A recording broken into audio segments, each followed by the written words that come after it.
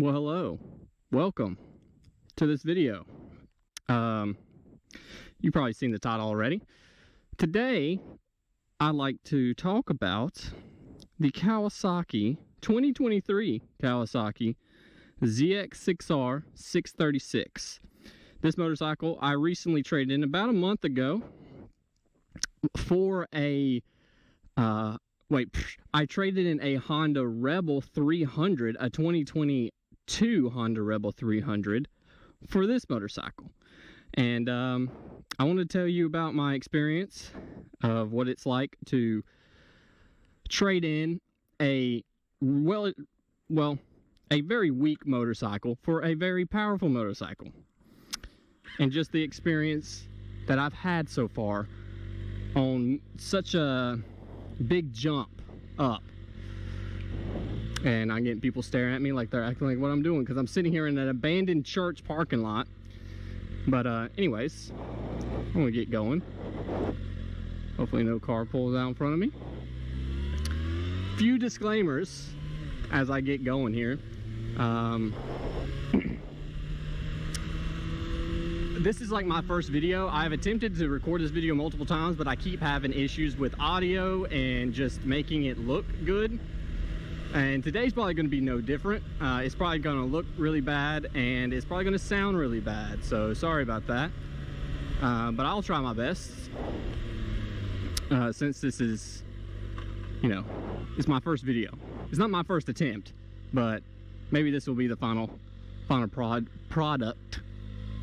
A little bit of background before I start talking about my experiences on this thing. I only owned one motorcycle in my life, and that was a 2022 Honda Rebel 300, obviously you can see by the title. And I drove it for approximately about 1,100 miles. It had like 1,110 miles on it when I traded it in. And I went and traded it in for this brand new 2023 636 ZX6R.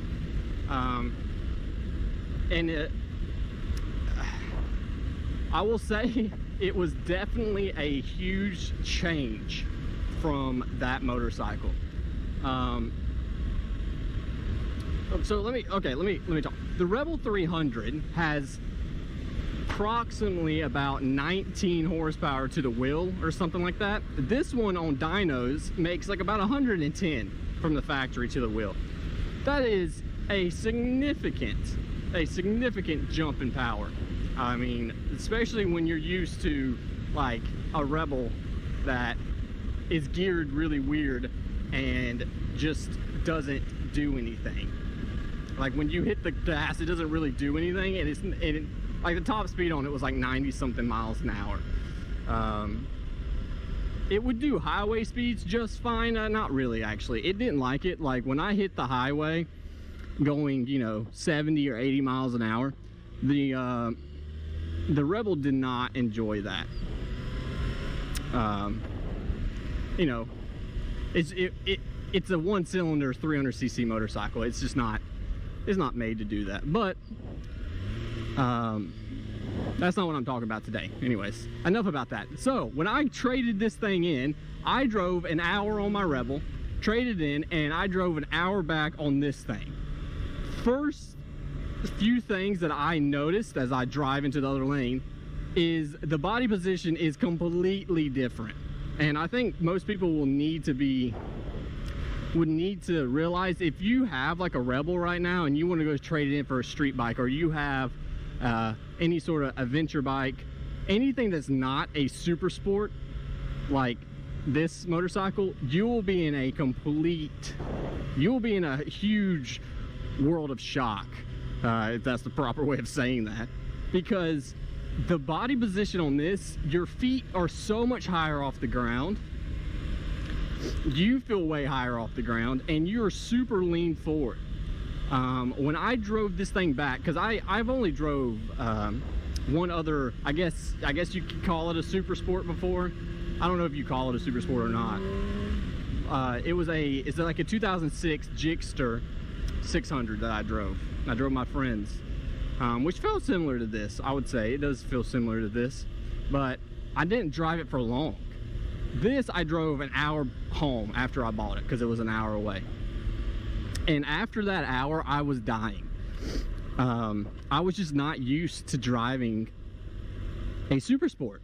I was not used to being leaned forward so hard. Not, you know, just sitting on it was just so different. Sorry, I keep hitting the GoPro with my arms because it's so far down. But I quickly learned how to kind of drive one. I had to learn, you know, to use more of your legs, use more of your back, you know,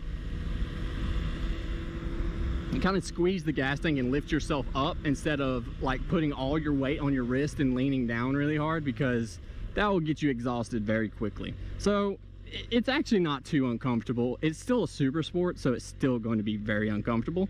And that's the first thing that I noticed. The second thing that I noticed was how much more power it had, obviously. When I was driving my Rebel, even I drove my cousin's Rebel 500, which is also a 2022. Me and him got motorcycles around the same time. He still owns the Rebel 500. When like going from a 500 or a 300, or even something like a Ninja 400, which makes it kind of same-ish horsepower, it's such a noticeable difference. Even in just low end, like just hitting the throttle at any moment, like half throttle, it has so much more power. And it's actually pretty fast. It's definitely not the fastest motorcycle I've been on. I think the fastest motorcycle I've been on, I've drove one of my friends. I keep saying my friends. One of my friends' CB1000R Black Edition is the 2021 model. That's probably the fastest motorcycle. No, that is the fastest motorcycle I've ever been on. That one's kind of scary, but this one is definitely second fastest. It's pretty crazy. I would say that it's kind of dangerous in a sense of if you're somebody who likes to go fast all the time and you're irresponsible, this is going to be an extremely dangerous motorcycle for you. Because how am I trying to explain this? I've seen people start out on this motorcycle, which seems very risky in a way. As long as the thing is, motorcycles like this that have a lot of power, like as I'm driving right now, they're easy to drive. It's easy to drive. The clutch is light. The gears are easy to shift into. It's super easy to drive. You can drive this around like it's nothing, even if you've never drove a motorcycle, as long as you're just controlling of your throttle. If you're somebody who likes to just go fast and see how fast something can go, you're going to get yourself killed or hurt really bad, or really quickly. I will say that my first motorcycle, I drove 1,000 miles and I got on this thing. It is a massive difference. That guy on the Harley. Respect the stop signs. It's just a completely different motorcycle. But okay, let me talk a little bit more about the motorcycle just in case you don't know. This motorcycle has only like a few features. Well, I mean, no, it has a bunch of features. It has a slipper clutch in it, which is great for beginners and for me. And essentially what a slipper clutch does, if you ever downshift and it wants to, like, if you downshift really aggressively, the back tire can slip out from under you. It can lose traction. I believe that's how a slipper clutch works, but a slipper clutch will prevent that from happening. I believe. I think it has more stuff to it, but I could be completely wrong. It also has a quick shifter just up, does not have one down, which I love. The quick shifter on this motorcycle is extremely aggressive, which is not a bad thing. It's not a good or a bad thing. It just shifts really hard. Like when you hit the quick shifter, the whole bike will just like boom. It will definitely let you know you quick shift. It also has two different modes right here. It has full power and low power. I believe you can switch from full to low power while driving. You could switch the different, I'm going really slow, this truck behind me. You can switch the different traction controls, but not while you're driving. You can switch from 1 to 3 while you're driving, but when you're not driving, you can't. I'm just gonna do a roll and stop because I feel like it. That was highly illegal, don't do that. Man, the quick shifter, it is nice though. I do love quick shifters. It's just not the smoothest quick shifter, which again, it's not a big negative. I mean, it does shift really fast. So, I mean, hey, as long as it works. However, okay, enough of, sorry, I keep going off topic. I need to stay on topic. Sorry, my first video. Give me a little bit of slack. No, I well, don't actually. I'm going to try not to cut anything out while I just ramble on forever. Anyways, you can turn traction control off, but you have to be stopped. I don't know if you can be in gear. I've always done it when I'm just like in neutral, sitting like at a stop sign or something, and you can turn it off. The one thing I do like is the modes are very different from one another. With even traction control 1 on, if you hit the throttle really hard, like you start accelerating really hard, it will start flashing at you, because this motorcycle in first and second gear will start to lose traction on the front tire. It won't do a full power wheelie. It will just kind of start lifting up off the ground, where you will start losing a little bit of traction. Well, actually not a little bit, a good amount, like where it's almost like you're doing a wheelie. It will lift up on you. With traction control 1 on, it won't do that. So if you turn it off, yeah, it will start to feel like it's wanting to pick up. And it's kind of scary, especially because like if you're in second gear and you just rev this thing really hard, you're going really fast, and it is trying to pick up the front tire while you're going really fast, and that's that's just scary. And that's something that, again, you just have to control yourself on a motorcycle like this if you're planning to upgrade from something like a 300 class, 400 class, anything like that. It's a definite wake-up call to power. Another thing, the traction controls, if you're on 3, so I believe that low power and traction control 3 is considered rain mode, because the higher you go up in the traction controls, the more traction control is, the more aggressive it is. And on 3, you lose, I wouldn't say a lot of power, but it feels significant. I mean, like if you're in low power on traction control 3 and you just roll into the throttle, it almost cuts power completely. Like you just slowly accelerate, which is a good thing, because if it's ever raining, you want that on so that you don't just, like hit the throttle and completely slide out, the motorcycle slide out from under you, because this thing will lose traction. I'm fairly confident, even if it was cold weather and you went over a paint line or anything, or it's slightly raining and you hit the throttle, it will just spin, because it makes a good amount of power. Anyways, now I got to think a little bit more of what to talk about, because I don't know what to talk about. Oh, I have another thing I want to talk about. So another thing I wanted to go over is, do I regret buying this or do I not? Like when I traded in my Rebel, there was so many different motorcycles I could have got. I could have got a Z900. I could have got a Z900. Is it RS? Is it the like super retro Neo Cafe one? They had a brand new one up there that was cheaper than this. The Z900s are, I believe are cheaper than this. I could have got a Gixxer 600. I could have got a, well, I wasn't going to get a Gixxer 1000, but they had one up there that I guess if I wanted to spend significantly more for this motorcycle, I could have, or significantly more for a motorcycle, I guess I could have, but I didn't want to do that.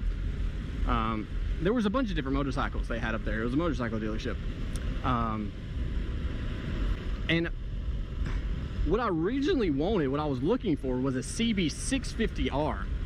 The Neo Cafe naked bike from Honda. That's what I was really, really wanting. I kept looking for it, and not a single dealership around here. And I'm talking about within 500 miles had one for sale for a new one. They had a bunch of used ones, but I wanted a new motorcycle. And they straight up just didn't have one. Which was lame, but I ended up getting this. And I'm gonna say, I don't regret it necessarily. The motorcycle is definitely really quick, and a lot of my friends like really fast motorcycles, so they love it. They really enjoy it because, you know, they're just that kind of person. I'm not necessarily that kind of speed demon person. I cruise around a lot. I don't go that fast. So that's why I really wanted a naked bike, because naked bikes are way more comfortable. They have a lot of power depending on which ones you buy. Matter of fact, some of them have way more power than this one. So, you know, that's what I was really looking for. However, I would say when I first bought it, my first 2 days, I think I was regretting it, because how uncomfortable it was. How uncomfortable it was, and how I'm like, dude, I can't drive this thing around for hours. Like, it's just not gonna be possible. It's gonna kill, it's gonna suck. The farthest I ever drove this thing was, I drove it about 110 miles in one day. I live in North Carolina, and I drove it to Asheville. So Asheville's about an hour away, and it's about 55 miles. So I drove it to Asheville and back. And I didn't really stop at all. I just kind of drove the whole way, picked up something I needed to pick up, and left. And that was brutal. That was about a 2-hour trip, and that's not something I ever really want to do again. Oh my gosh, that quick shifter. Look how, I'm telling you, look how hard it just jumps the motorcycle. Also, sorry about the wind noise. I'm gonna try not to go too fast, because I can't really get the wind noise to fix itself. And you probably hear me breathing. If I'm breathing, I'm sorry. I'm gonna try not to breathe out my nose. I'm just gonna try not to breathe. But yeah, the first 2 days, I think I kind of regretted it. Because I just wasn't, I don't know, it was just not like what I was really looking for. And when you buy a motorcycle that you're not really looking for, you go, ah, fuck, I just spent, I mean, this motorcycle was about $10,000 after I traded in my Rebel. I mean, the whole total bike was like $3,000 or $13,000, and I only got $3,000 from my Rebel, and you know, I came out with $10,000. That's a lot of money to be spending on a motorcycle. So it kind of freaked me out, because I'm like, damn, I just spent 10 grand and I'm not in love with it, right? Because of the body position, and you can buy things just as fast, if not faster, that is way more comfortable. However, after I started driving it more and more, I have about 370 miles on it. After about 200 miles, you know, after I started driving it around more, driving it through back roads, things like that, I kind of just fell in love with it. I actually really, really love this motorcycle. It's just something, I don't know, something about it, it just, I don't know, I just started liking it. I don't even know how to explain it. I don't regret my purchase now. If I was going to buy another motorcycle, I definitely would not buy a Super Sport. I would buy something that's more comfortable. However, I do like it. I love this motorcycle. It is so much fun to drive around. You know, it's just being on a street bike is just, it makes something about it, makes it feel so much cooler than being on like a naked bike. Even though naked bikes are really cool. I'm not hating on naked bikes, but a street bike is just so much cooler. I guess maybe to some people it's way more lame and childish, but to me, I think they're sick looking. So we're gonna go through town. The good thing is, driving this thing through town is pretty easy. This thing is, again, it's very easy to drive. There's nothing, it's not hard, or it's not like, it is pretty heavy, but it doesn't feel that heavy, especially when you get going. It actually feels pretty light. The worst thing about driving to town is obviously you don't get no wind, so you just burn up when it's really hot. And I'm gonna have to get gas at some point, and there's like a yard sale going on. They're gonna look at me weird because I got a GoPro on, which is fine. I don't really care. I gotta move my hair out of my eyes. I can't see. I can't really look up. The GoPro, shockingly, pulls down on my face and makes it really hard for me to see. So I can't even see the green light. I'm just gonna go when I see other cars going. Maybe not the best idea. Okay. Yeah, I really do enjoy this motorcycle. I know this video has been very rambly. Sorry. It's just been my experience with the motorcycle. Now I do want to talk a little bit more about the power of it. I will say that according to most people that this is one of the most powerful 600 classes, and it definitely feels that way. You can tell that this thing has a lot of power. Maybe because I'm so skinny and I'm just light, I don't weigh that much. It makes it feel like it accelerates even harder, but the motorcycle is very fast. Like again, it's very dangerous, especially if you're somebody who's never rode something like this. You just need to be more careful on it. I'm gonna cut around them. Excuse me.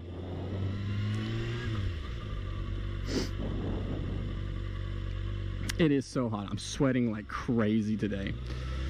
I'm gonna turn down this road, go down this back road. Town is bumping today. I don't know why everybody's in town.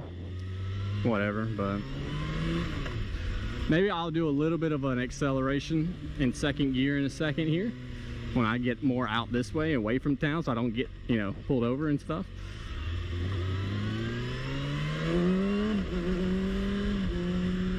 The motorcycle sounds really good, and the quick shifter is way more smooth when you get going. Like if you're really onto it, it's way more smooth. So it's only when you're like trying to quick shift when you're low down, which obviously is not how you should be using a quick shifter.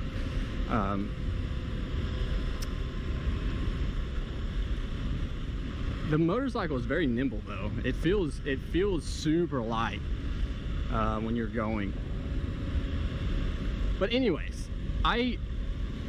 more about the power. I think that this thing is plenty fast for anybody who again is in those lower class motorcycles and who's like, I want something fast. And you're like, well, I want to get something like, woo!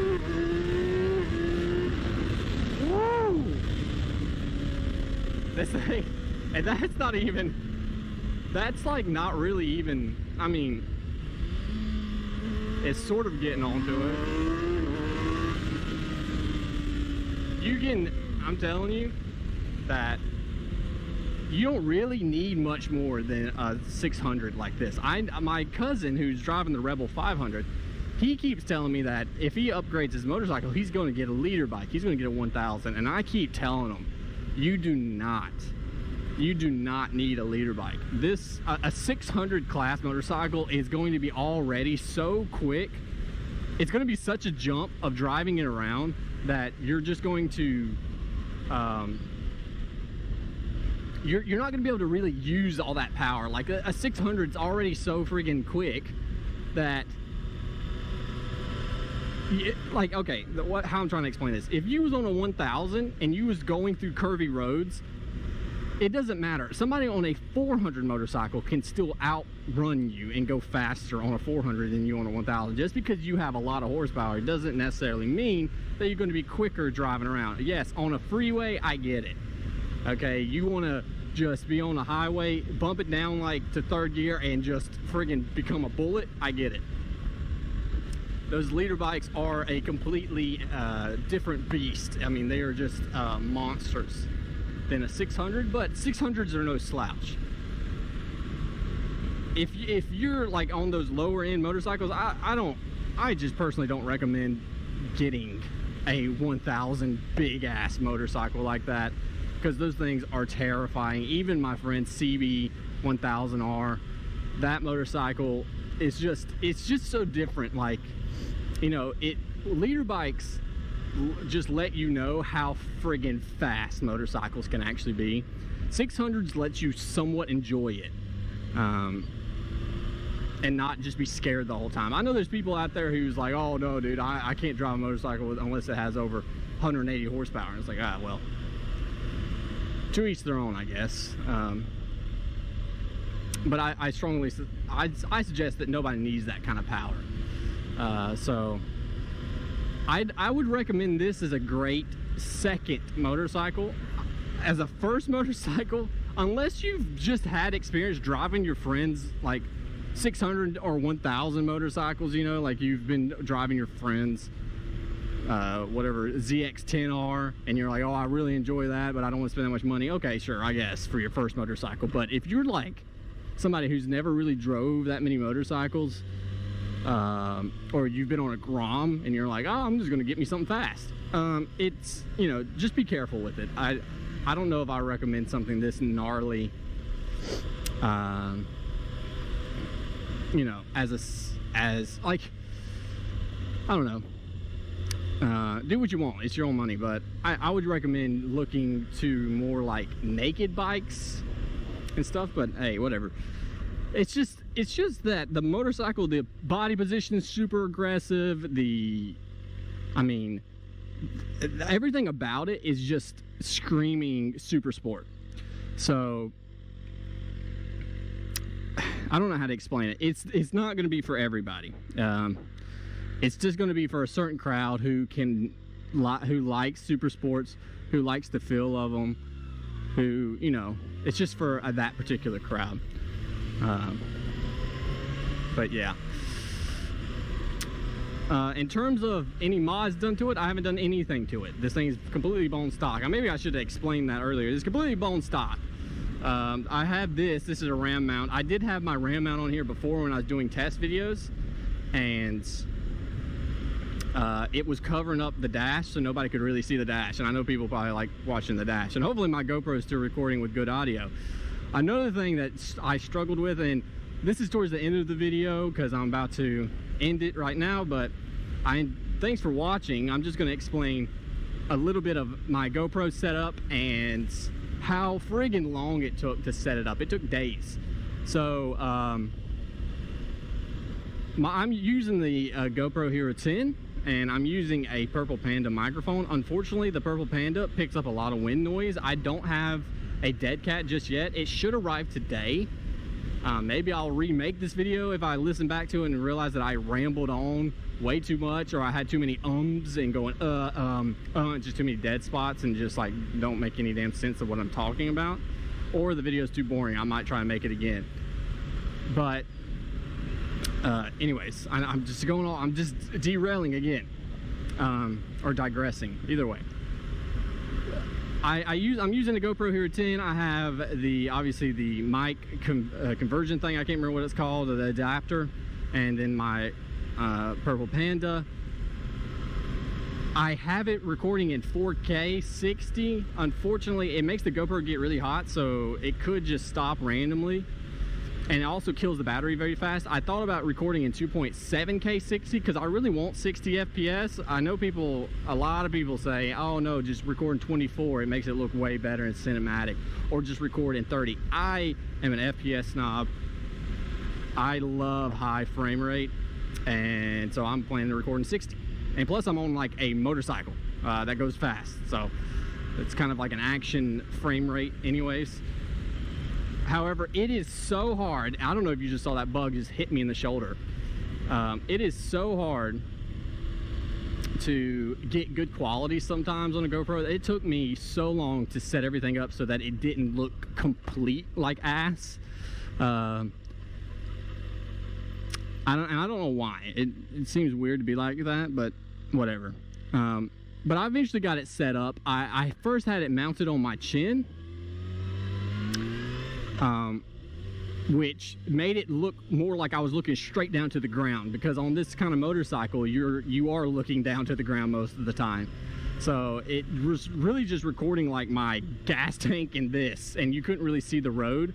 So I had to adjust it to where it's now like I have an extension that goes down. I don't know if you can see in the, and I've tried to see if you can see in the mirror. You probably couldn't see that.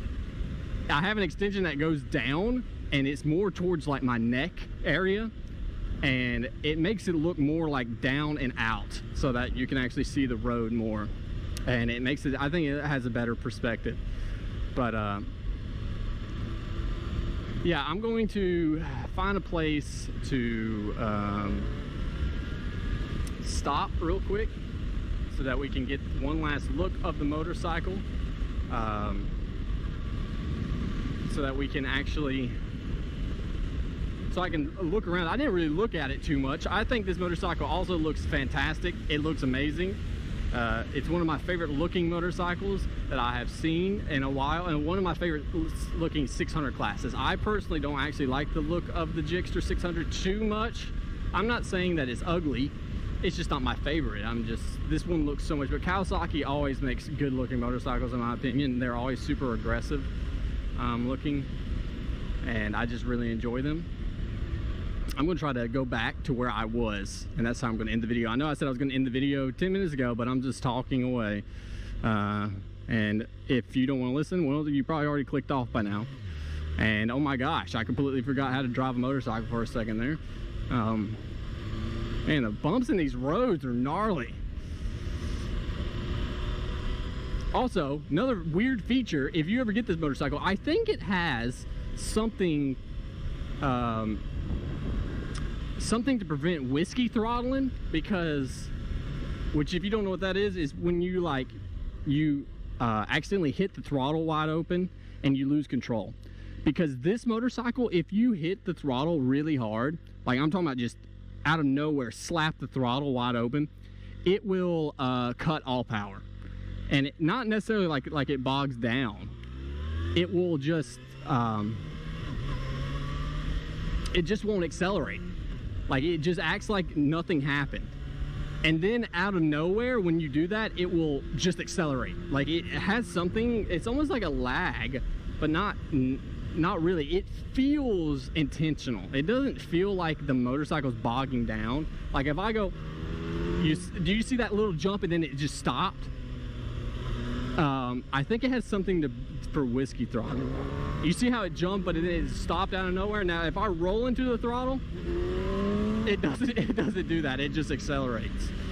I'm guessing that's something to do with to stop people who accidentally whiskey throttle, that it just cuts all power to the motorcycle. Which is a good thing, I guess. And there's grass, come on. Right there, I could have crashed right there, yeah. Totally, just ate it, went tumbling. Anyways, okay, we're gonna get back here to where I was originally, and hopefully nobody calls the cops on me saying there's like some hooligan in a church parking lot with a street bike, or the more, you know, hick way of saying it, crotch rocket.